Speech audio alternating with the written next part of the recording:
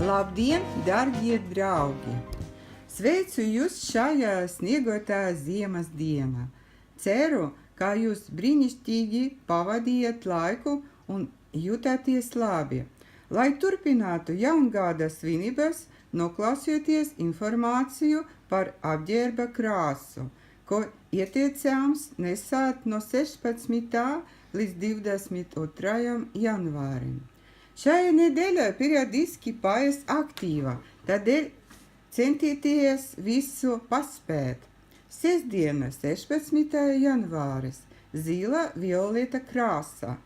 Iespējams, jūties vēsi, tādēļ ieteicamas sildošās procedūras, tādas kā pirts, sauna, ieteicams dzēriens no ingvera ar medu. Svētdiena, 17. janvāris, koši sarkana, gaiši zila, citronskāba. Ir nepieciešama vienkārši atpūta. Nesteidzieties pieņemt lēmums. 7 reizes numeriet, 1 reizi grieziet. Pirmdiena, 18. janvāris, gaiši zila, zaļa krāsa. Ja jūtat trauksmi, nesteidziet, ko darīt, darboties patreizējā režīmā, bet vakarā iediedziet gaiši zilas sveces. Tas jums nomierinās un pielāgos mierīgam ritmam.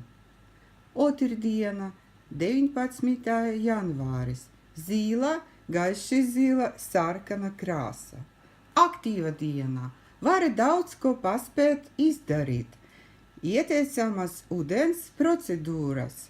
Šajā dienā ūdenim ir attīrīšanas un ārstnieciskas īpašības. Trešdiena, 20. janvāris, laba diena, varētu veiksmīgi organizēt lietiskas un draugu tikšanas. Rezultāts būs pozitīvs. Tāpat, kā ir labi arī dāvināt un saņemt dāvanas. Jūsu dāvātās vai saņemtās biletes uz kino sniegs daudz patikamu mirkļu. Pirmam kārtam jau no komunikācijas. Ceturtdiena, 21. janvāris. Klusa diena, laba diena pabūt vienatnē un meditācijai. Iediedziet sveces, īpaši ieteicamās sudrabotās un gaiši zilas. Piektdiena, 22. janvāris. Skatiet pravietiskus sapņus.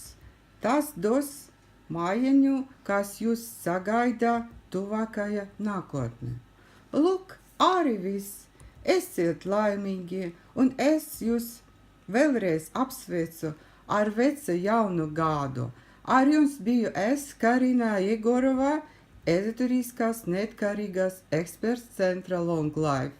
Vēlu vislabāko, uz redzēšanos, tiksimies!